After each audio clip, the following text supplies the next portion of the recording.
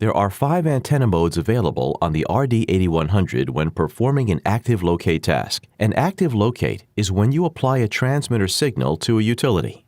The modes available are peak, peak plus, null, broad peak, and guidance mode.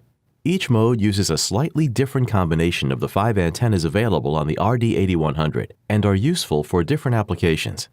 Each mode has its own icon that is displayed on the screen when used. Peak mode is popular with operators as they appreciate the simplicity of the display. The bar graph is at its maximum when you are directly over the target line. The further away from the target line you are locating, the less of the bar graph will be filled. The tide mark on screen shows you where the peak signal was found.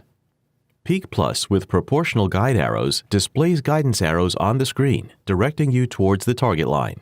The length of the tails of the arrows indicate how far away you are from the target line.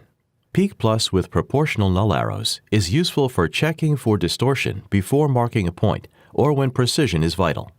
Field distortion is often found in congested areas where the peak of the signal isn't always found directly above the utility as the signal is jumping onto nearby utilities. A long press of antenna key will alternate between Peak Plus guide arrows and Peak Plus null arrows, which allows for faster peak locating.